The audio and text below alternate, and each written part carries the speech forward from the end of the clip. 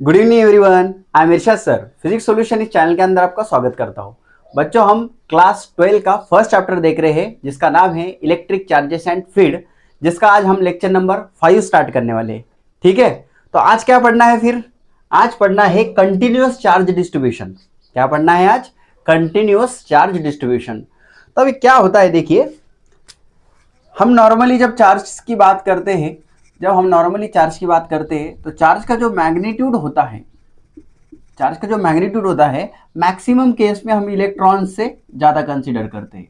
मतलब इलेक्ट्रॉन का जो भी मैग्नीट्यूड रहेगा उससे ज़्यादा मैग्नीट्यूड हम किसका कंसीडर करते हैं? चार्ज का मैग्नीट्यूड, राइट। तो ज़्यादातर केसेस में यही होता है, जो चार्ज का मैग्नीट्यूड है इलेक्ट्रॉन के मैग्नीट्यूड से ज़्यादा होता है। अभी क्या होता है फिर, हमारा जो चार्ज है ये कोई भी रीजन पकड़ लो, उधर स्प्रेड हो गया है, सपोज स्प्रेड हो चुका है चार्ज कंटिन्यूसली। मान लो चार्ज कोई भी एक रीजन पे क्या है? स्प्रेड है। जैसे कि हम कंसीडर करेंगे आपको समझने के लिए, जैसे कि मान लो आपके पास एक चार्ज है Q0 और एक रीजन आप कंसीडर कर लो ऐसा। अब एक रीजन है, इस रीजन पे सब तरफ क्या है? ये पूरा जो रीजन है इसके ऊपर क्या है? चार्ज है। तो एक छोटा सा पार्ट उसका मैं कंसीडर करता हूँ DQ। ऐसे इस रीजन के ऊपर बहुत सारे DQ चार्जेस है, छोटे छोटे चार्जेस है। जैसे एक रीजन है जिसको नाम देता हूं मैं ABCD। इस रीजन के ऊपर बहुत सारे छोटे छोटे चार्जेस है, ओके, जिसको मैंने नाम दिया DQ। अब ये जो चार्ज है और ये जो चार्ज है, दोनों के बीच में डिस्टेंस कितना है? R है। कितना डिस्टेंस है? R। तो फिर आपको कूलम्ब्स लॉ पता है? अगर नहीं पता है तो लेक्चर देख कर आना है। कूलम्ब्स लॉ हमने देखा था, दो चार्जेस के बीच में जो फोर्स लगता है वो क्या लगता है? 1/4πε0 Q1 Q2 अपॉन R²। यह हमने देखा था कूलम्ब्स लॉ। अब यहाँ पर अगर देखेंगे हम तो कितना फोर्स लगेगा फिर इस दो चार्जेस के बीच में? Q1 चार्ज हमारा कौन है? Suppose Q0। और Q2 जो चार्ज है हमारा वो कौन है? DQ। वो कौन है हमारा? DQ। और नीचे क्या है? R²। अब यहाँ पर हमें देखना है, एक चार्ज तो आपने कंसीडर किया Q0, लेकिन ये जो रीजन है इसके ऊपर बहुत सारे छोटे छोटे चार्जेस है। तो अब अगर ये सभी चार्जेस को मुझे मिलाना है तो मुझे क्या करना पड़ेगा? इंटीग्रेट करना पड़ेगा। तो मैं इसको क्या कर देता हूँ? इंटीग्रेट कर देता हूँ। तो इसको मैंने इंटीग्रेट कर लिया मतलब इस पूरे रीजन का चार्ज यहाँ पे अभी आ चुका है। और जबकि आपको पता है फोर्स आपकी एक वेक्टर क्वांटिटी है, तो मैं यहाँ पे डायरेक्शन के लिए R कैप भी ले सकता हूँ। तो ये हो गया मेरा फोर्स का फॉर्मूला। एक चार्ज मैंने कंसीडर किया और एक रीजन मैंने कंसीडर किया जिसके ऊपर बहुत सारे चार्ज ऐसा फैला हुआ है, स्प्रेड हुआ है, क्योंकि हम चार्ज का क्या पढ़ रहे हैं? डिस्ट्रीब्यूशन। तो एक रीजन हमने कंसीडर किया जिसके ऊपर छोटे छोटे चार्ज क्या हो चुके हैं? डिस्ट्रीब्यूट हो चुके हैं। और उसके पास मैंने एक चार्ज कंसीडर किया तो उसके ऊपर कितना फोर्स लग रहा है ये हमने कैलकुलेट किया। ठीक है, अब मान लो इलेक्ट्रिक फील्ड हमने देखा था। इलेक्ट्रिक फील्ड क्या था? Force per unit charge. क्या था? Force per unit positive charge या फिर टेस्ट चार्ज। तो मुझे बताओ यहाँ पर हमारा फोर्स कितना आया? वो आया है 1/4πε0 यहाँ पर Q0 इंटीग्रेशन DQ/R² और यहाँ पे R कैप। और नीचे मेरा क्या है? Q0। तो फिर यहाँ से जो इलेक्ट्रिक फील्ड मुझे मिलेगा वो कितना मिलेगा? 1/4πε0 integration of DQ/R² into R cap. तो ये हो गया आपका इलेक्ट्रिक फील्ड का फॉर्मूला। किसके अंदर? कंटिन्यूअस चार्ज डिस्ट्रीब्यूशन के अंदर। क्योंकि अभी कंटिन्यूअस चार्ज डिस्ट्रीब्यूशन के हमें टाइप्स भी पढ़ना है, उसके लिए आपको ये फॉर्मूला बहुत यूज होने वाला है। तो ये फॉर्मूला कैसे आया ये मैंने आपको एक बार बता दिया। ठीक है, तो अभी हम क्या करेंगे फिर? कंटिन्यूअस चार्ज डिस्ट्रीब्यूशन में क्या करेंगे फिर आगे देखते हैं अभी क्या क्या है उसके टाइप्स वगैरह है। ठीक है, तो देखिए अभी ध्यान देना है सबको अच्छे से। इतना सबने लिख लिया? ओके, तो देखिए नॉर्मली हम जब ऑब्जेक्ट्स की डील्स करते हैं तो हमारे पास तीन टाइप के ऑब्जेक्ट होते हैं। मतलब ऑब्जेक्ट का जो डायमेंशन होता है ये तीन तरह से होता है। या तो ऑब्जेक्ट हमारे 1 डायमेंशन हो सकते हैं, 2 डायमेंशन हो सकते हैं या फिर 3 डायमेंशन हो सकते हैं। तो अगर हम 1 डायमेंशन ऑब्जेक्ट की बात करेंगे और उसके ऊपर अगर चार्ज आपका स्प्रेड हुआ है, डिस्ट्रीब्यूट हुआ है, तो उसमें हमारी टर्म आने वाली है लाइन चार्ज डिस्ट्रीब्यूशन। क्या आने वाला है? Line charge distribution. जिसको हम रिप्रेजेंट करते हैं लैम्बडा से। कैसे रिप्रेजेंट करते हैं? लैम्बडा। इसको क्या पढ़ते हैं? लैम्बडा पढ़ते हैं। तो देखिए अभी कोई भी एक ऐसी लाइन वगैरह कंसीडर कर लो। अब इसके ऊपर आपने चार्ज रख दिया, ओके, एक लाइन कंसीडर कर लिया हमने। अब ये जो लाइन है ये वन डायमेंशन ऑब्जेक्ट है। कैसा ऑब्जेक्ट है? वन डायमेंशन ऑब्जेक्ट, इसलिए यहाँ पे आया है लाइन वर्ड। अब इसकी पूरी जो लेंथ है, इसकी जो पूरी लेंथ है वो है आपकी कैपिटल एल। कितनी है? Capital L. समझ रहे आप? इसकी जो पूरी लेंथ है वो कितनी है? Capital L. और कोई भी एक छोटा सा पार्ट अगर हम कंसिडर करते हैं तो इसकी लेंथ क्या रहेगी? D L. छोटी सी लेंथ अगर कंसिडर करते हैं आप, उसकी लेंथ क्या रहेगी? D L. ठीक है। अब मान लो एक चार्ज फिर एक बार हम यहाँ पे कंसिडर करेंगे क्यू नॉट, और यहाँ से लेके यहाँ तक जो डिस्टेंस रहेगा वो हमारा क्या रहेगा? क्या रहेगा बताओ? वो रहेगा आर। तो अभी लाइन चार्ज डिस्ट्रीब्यूशन क्या होता है? देखिए, इसको लाइन चार्ज डिस्ट्रीब्यूशन को हम लीनियर चार्ज डेंसिटी भी कह सकते हैं। Linear charge density, linear charge density. तो इसको जनरली कैसे डिफाइन किया जाता है? Lambda is equal to charge per unit length. देखो, लेंथ से रिलेटेड है तो हम इसको बोलते हैं चार्ज पर यूनिट लेंथ। एक यूनिट लेंथ के ऊपर कितना चार्ज डिस्ट्रीब्यूट हुआ है उसको हम बोलते हैं चार्ज पर यूनिट लेंथ। तो ये हमारा एक यूनिट लेंथ था, उसके ऊपर हमने ये चार्ज डिस्ट्रीब्यूट कर दिया, तो लीनियर चार्ज डेंसिटी कितना आ गया हमारे पास? Charge per unit length. तो चार्ज पर यूनिट लेंथ को मैं ऐसे भी लिख सकता हूँ। अब अगर ये जो स्मॉल एलिमेंट की अगर बात करते हैं तो इसके ऊपर जो चार्ज है हम उसको कंसीडर करेंगे डी क्यू। अगर पूरे लेंथ के ऊपर चार्ज आपका क्यू है, ये पूरा जो चार्ज हमारा क्यू है, तो इतने से पार्ट के ऊपर कितना चार्ज आ जाएगा? D Q.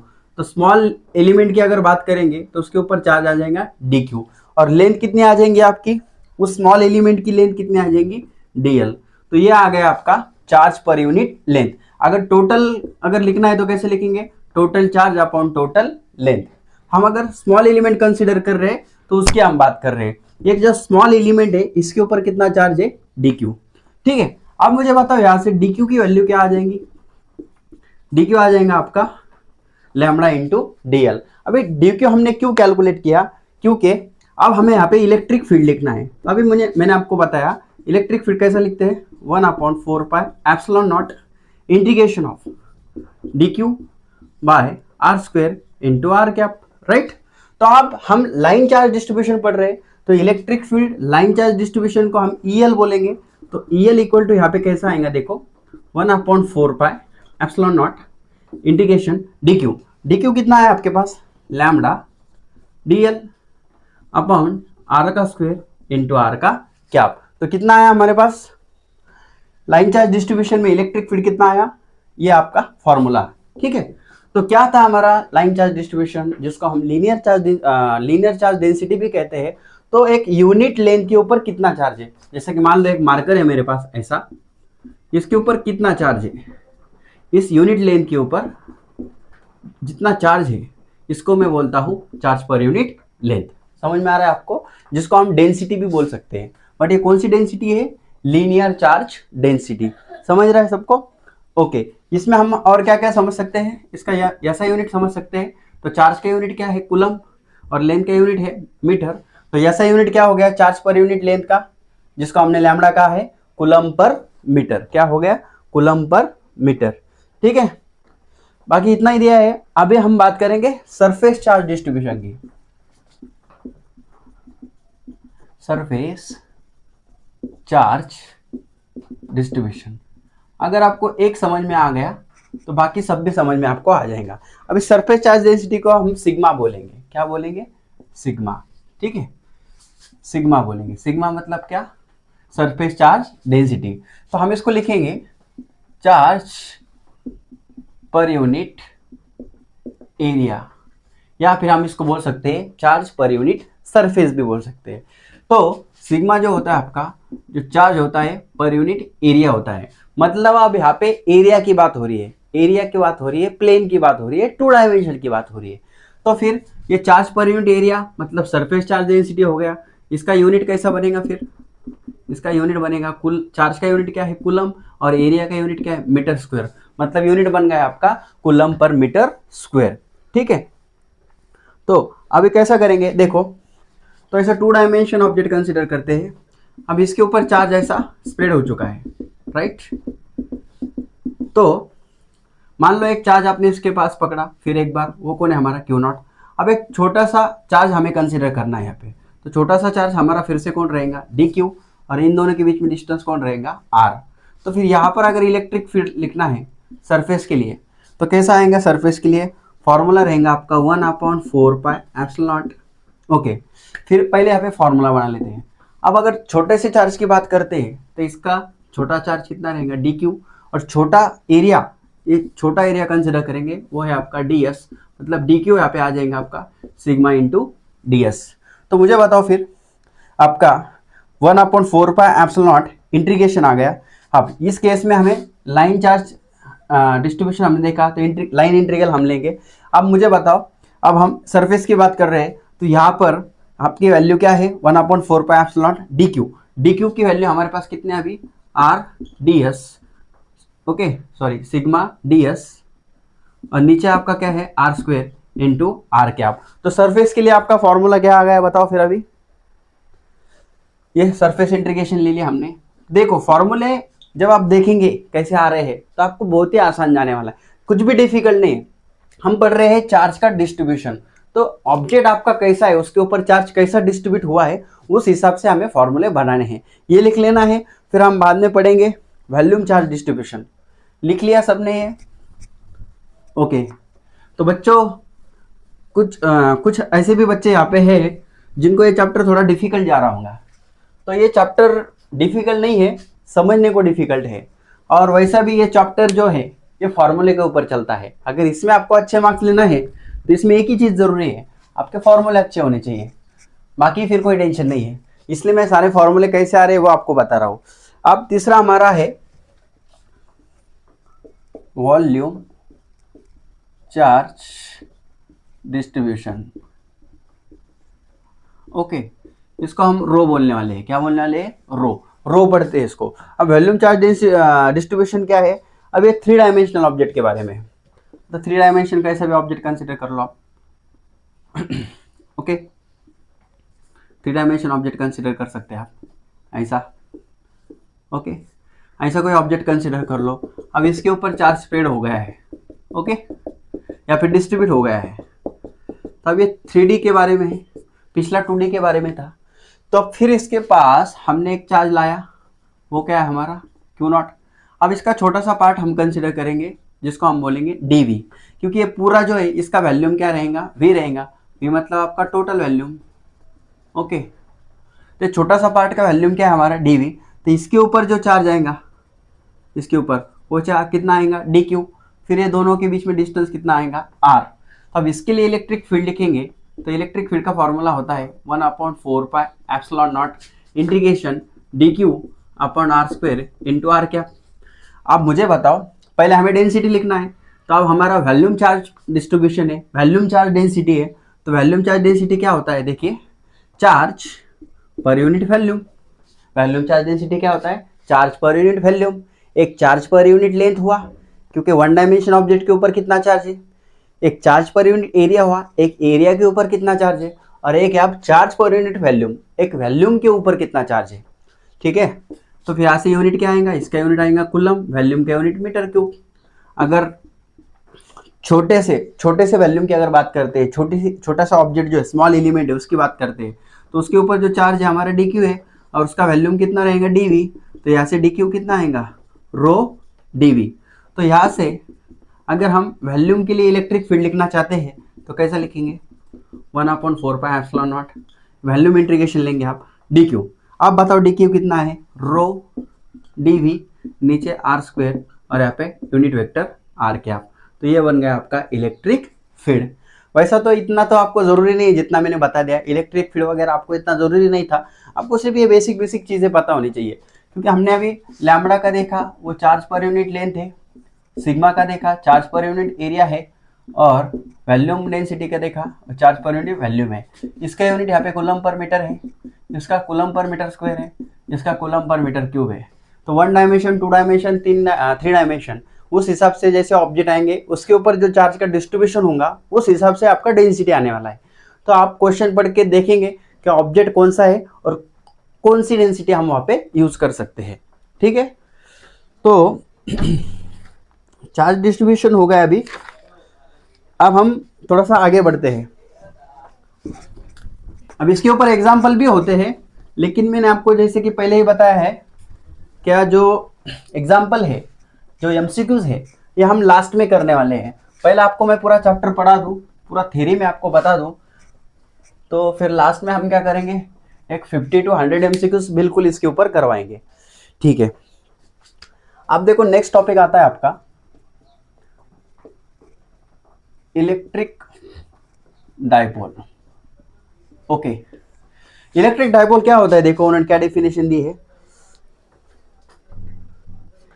A pair of, देखो इसका डेफिनेशन लिखता हूं पहले, a pair of two equal and opposite charges separated by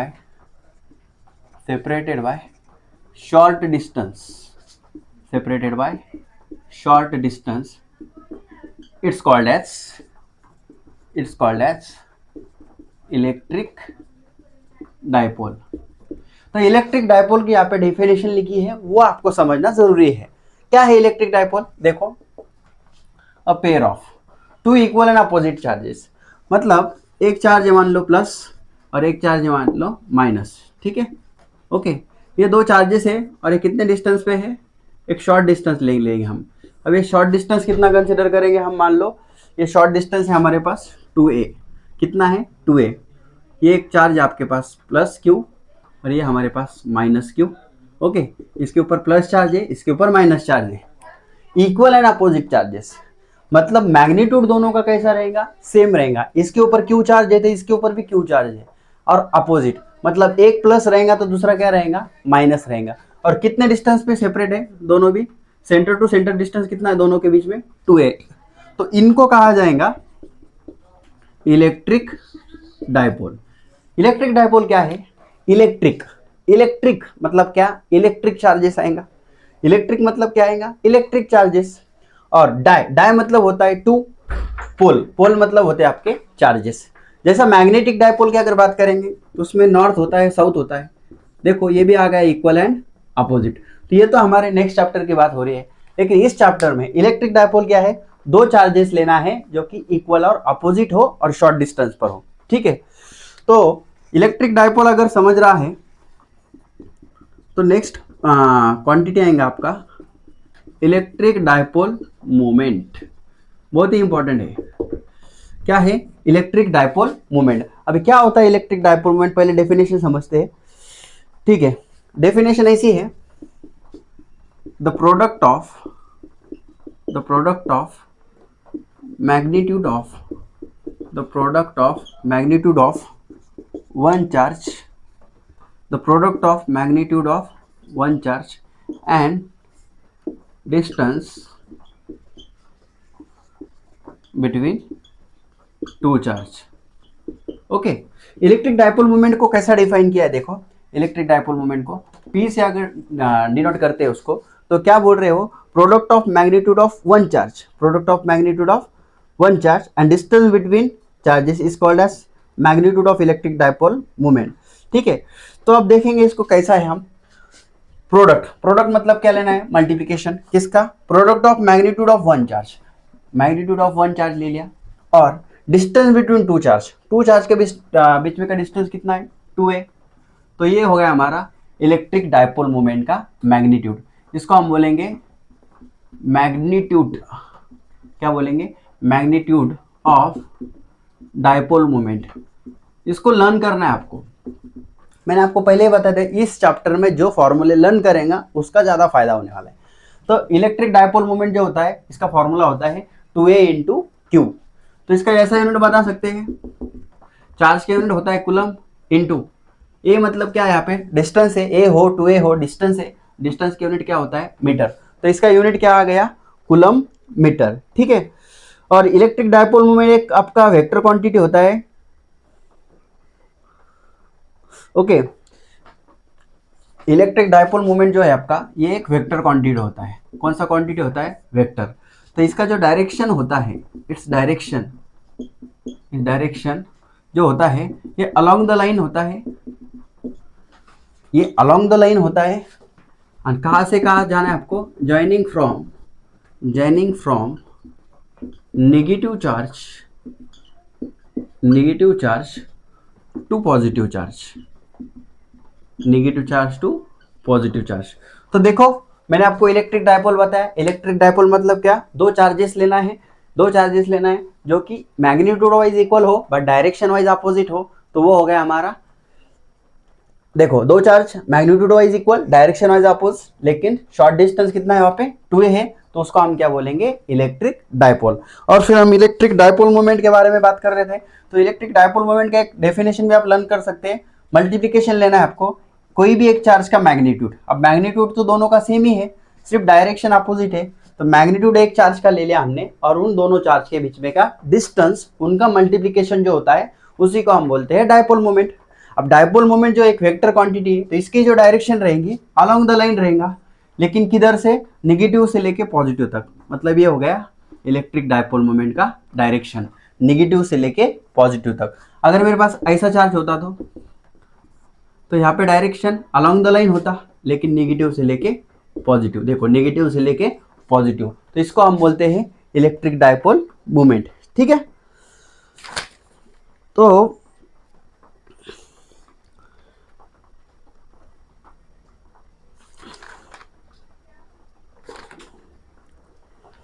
अब हम क्या करेंगे, अब हम एक क्वेश्चन करेंगे। चलो वैसे तो मैंने बताया आपको हम बाद में करने वाले हैं, लेकिन चलो एक क्वेश्चन ले लेता हूँ आपके लिए, आपको थोड़ा समझ में आ जाएंगे। क्या दिया है देखो, चार्जेस प्लस और minus 20 nanocoulomb are separated by 5 millimetre. तो दो चार्जेस दिए हैं Q1 इक्वल टू Q2, दोनों की वैल्यू सेम दी है, प्लस और माइनस 20 माइक्रोकूलम। कितने चार्ज दिए हैं, प्लस और माइनस 20 नैनोकूलम दिया है। ओके, तो दोनों चार्जेस सेम ही है magnitude wise, but direction wise opposite है। नैनोकूलम का कूलम कैसा होता है, 10⁻9 -9 मल्टीप्लाई करते हैं नैनोकूलम में से कूलम जाने के लिए, और 5 mm डिस्टेंस पर सेपरेट किया है। अब जो 5 mm डिस्टेंस होता है, दो चार्ज के बीच में का जो डिस्टेंस होता है, मैंने उसको 2a बोला, तो 2a की वैल्यू कितनी हो गई, 5 mm। तो इसको मैं लिख सकता हूँ, मिलीमीटर का मीटर कैसा करेंगे, 10⁻³ तो अब यहाँ सर, यहाँ पे डायपोल मोमेंट अगर कैलकुलेट करना है तो क्या है फॉर्मूला, 2a इंटू Q। सो 2a कितना है मेरे पास, 5 इंटू 10⁻³ और Q कितना है, 20 इंटू 10⁻৯।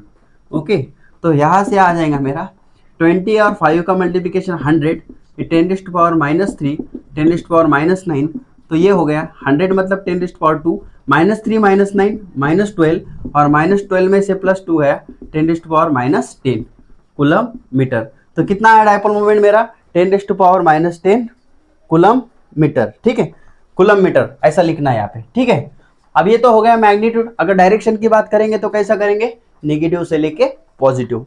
तो ऐसे इसके ऊपर एग्जाम्पल वगैरह भी बनने वाले हैं, तो आपको आना चाहिए। ठीक है, ओके। तो बच्चों आज हमने लेक्चर नंबर 5 में क्या क्या देखा, फिर चार्ज डिस्ट्रीब्यूशन देखा और हमने डायपोल और डायपोल मोमेंट देखा। वैसे तो आगे हम और पढ़ाने वाले थे, लेकिन ठीक है, अब हम नेक्स्ट लेक्चर में उसको रिकॉर्ड करेंगे। तो मैं आपको बता दूं, अगर आप अपने चैनल पर नए हैं तो आप बीच में से आके अगर लेक्चर कर रहे हैं तो आपको ज़्यादा समझ में नहीं आने वाला है। आप क्या करिए, कोई भी चैप्टर अगर आप देख रहे हैं, तो फर्स्ट लेक्चर से देखना आपके लिए ज़रूरी होता है, तब आपको कॉन्सेप्ट समझ में आता है। और सिर्फ देखना नहीं है, नोटबुक लेना है, पेन लेना है, जो बोर्ड के ऊपर जड़ रहा है। जब कोई भी टीचर बोर्ड के ऊपर पढ़ा रहा है, लिख रहा है, तो वो लिखना बहुत ज़रूरी होता है। अगर आप वो लिखेंगे तो आपको ज़्यादा समझ में आने वाला है। और बाकी आप आपके घर में क्या करेंगे, MCQs ट्राई करेंगे, उसके अलावा मैं आपको सॉल्व करके दूंगा, लेकिन वो लास्ट में रहने वाला है। तो उम्मीद है आपको सब पढ़ाया हुआ सब समझ में आ रहा है, और बिल्कुल आप लोग अपने चैनल को ऐसा ही प्यार देंगे, लाइक करेंगे, शेयर करेंगे, सब्सक्राइब करेंगे। मैं आपके लिए और अच्छे लेक्चर्स लेके आऊँगा। तब तक के लिए have a nice day, thank you.